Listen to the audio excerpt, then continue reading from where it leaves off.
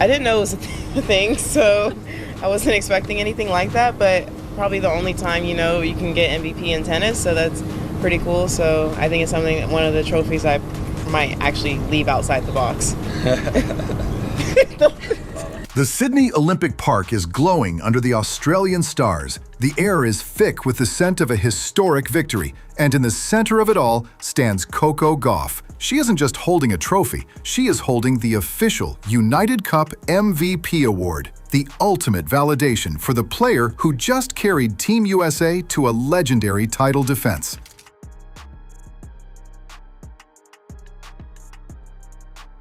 But if you shift your gaze just a few hundred miles north to Brisbane, you will find a very different picture. You will find Aryna Sabalenka, the world #1, reportedly paralyzed by a wave of instant jealousy so intense it has set the tennis world on fire. This isn't just a rivalry anymore, it is a cold war of legacy. And tonight, the crown belongs to the girl from Delray Beach, while the queen sits in silence, fuming over a prestige that all the ranking points in the world cannot buy.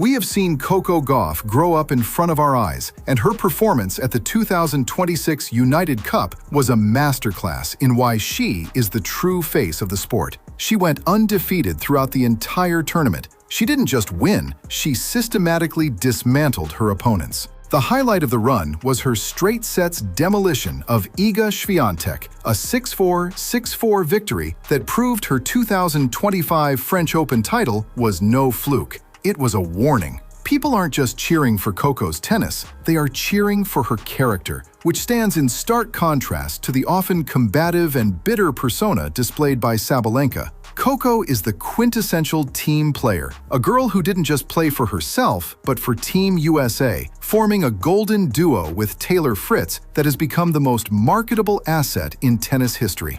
Maurice, okay, nice to meet you. Yes. Okay. I posted on my fan page for you. Oh, okay. Are you Coco Gauff fans? My or? dream is that you can follow me on my page. Okay, I'll make sure it's your account, and then I'll DM you. Okay. When she was named MVP, she didn't gloat. She didn't talk about her ranking. She thanked the ball kids. She thanked the fans, and she spoke with a grace that Sabalenka has struggled to find throughout her career. Thank you first to my parents. Today was the first time I've ever seen my dad cry. He doesn't want me to tell you all that, but he got caught in 4K. You know, he thinks he's so hard, but you know, it's not. So thank you guys. I mean, you believed in me from the beginning. I've been coming to this tournament. My dad took me to this tournament, sitting right there watching Venus and Serena compete. So it's really incredible to be on this stage.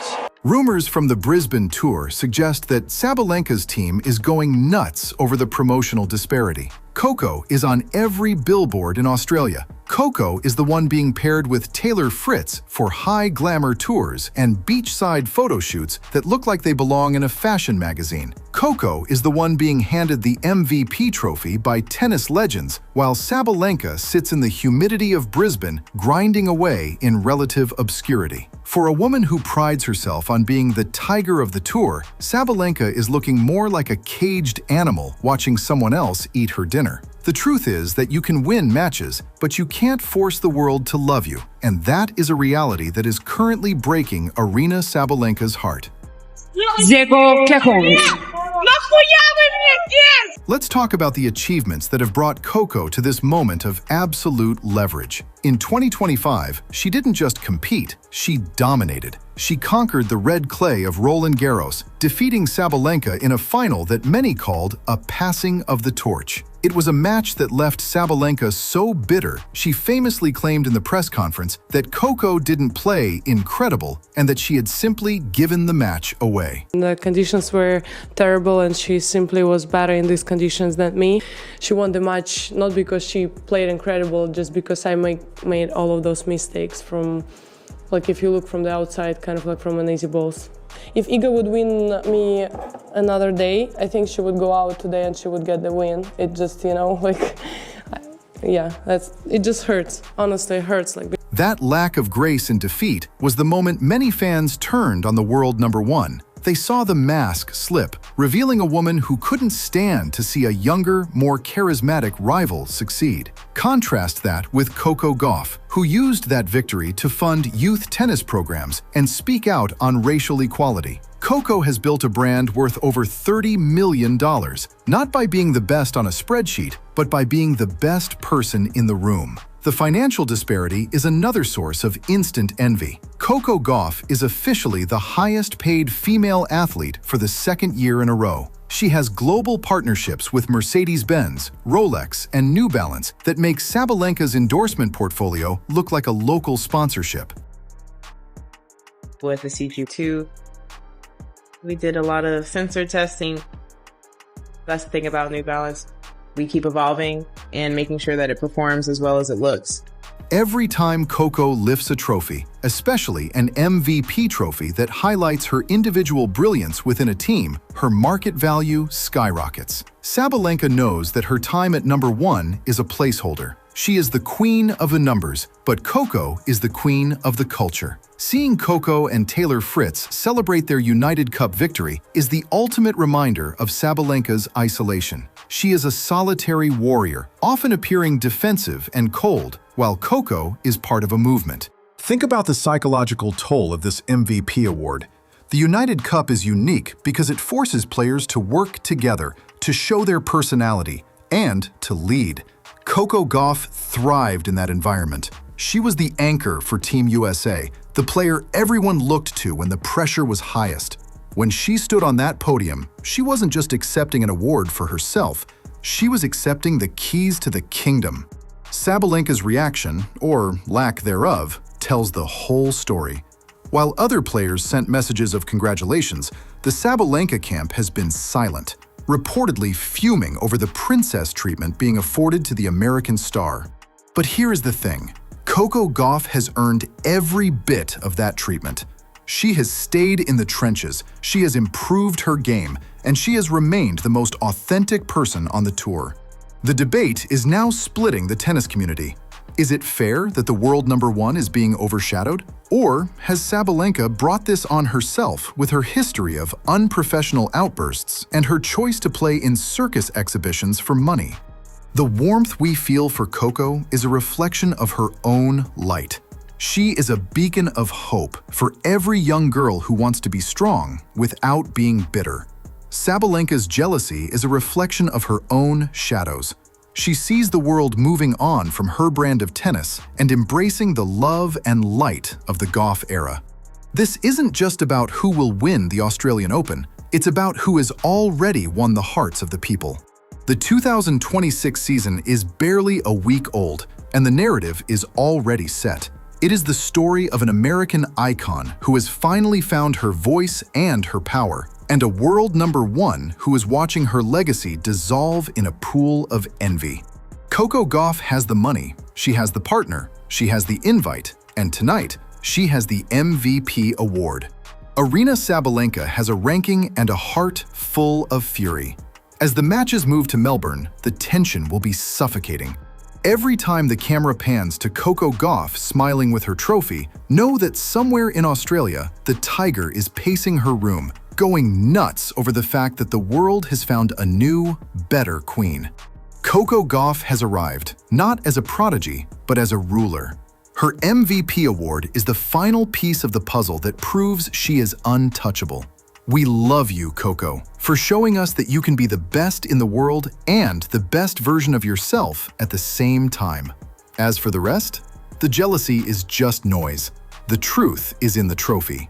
This is the moment the game changed forever. This is the era of Gauff. To truly grasp why this is hitting Sabalenka so hard, you have to look at the sheer speed of Coco's evolution. Only a few years ago, critics claimed Coco's forehand would never hold up against the heavy hitters. They said she was all defense and no bite. Sabalenka herself often played with a certain arrogance when facing the teenager, as if she were merely swatting away a fly. But look at the 2026 United Cup stats. Coco's average ground stroke speed has increased by 10%. Her serve is now clocking in at 122 miles per hour with pinpoint accuracy. She didn't just survive the heavy hitters, she became the heaviest hitter of them all. This wasn't just a win, it was a demolition of the very hierarchy Sabalenka sits atop.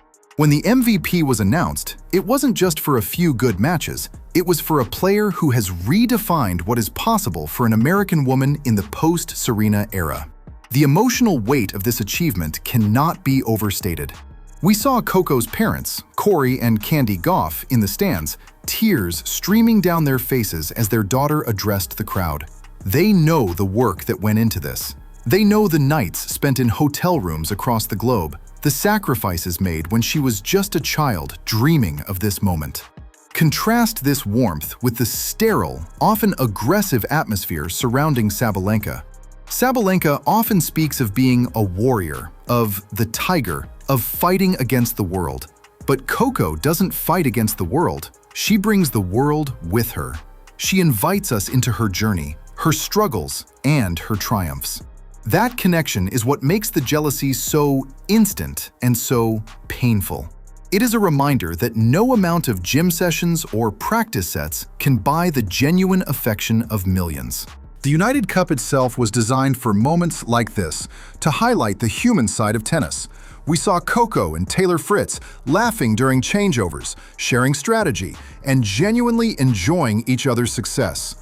This image of unity is the ultimate threat to the individualistic, often lonely grind that Sabalenka embodies. The envy is born from a desire for that same camaraderie, that same effortless popularity. When Coco was named MVP, Taylor Fritz stood and cheered longer than anyone. He wasn't jealous, he was proud. That environment of mutual respect is something Sabalenka has struggled to build, often finding herself in public spats or icy exchanges with her peers. The 2026 United Cup proved that the mean girl era of tennis is being pushed out by the Coco era of kindness and competence. As we look toward the Australian Open, the psychological battle is already won. Sabalenka is entering the tournament as the angry #1, while Coco is entering as the beloved MVP. One is playing to keep what she has, the other is playing to expand what she's already built. The difference is massive. Every time Sabalenka steps on the court in Melbourne, she will be hearing the echoes of the cheers for Coco in Sydney. She will be seeing the Legacy Trust headlines and the MVP trophies in her mind. This isn't just a sports story, it is a human drama about worth, ego, and the power of character. Coco Gauff has broken the mold, and in doing so, she has accidentally broken the spirit of her greatest rival. Stay tuned as we follow this incredible saga through the Australian Open. Will Sabalenka find a way to channel her envy into a win? Or will the weight of Coco's success be too much for the world #1 to bear? One thing is certain, you won't want to miss a single second of this historical rivalry. Hit that subscribe button and join us as we witness the continued rise of the greatest champion of our time.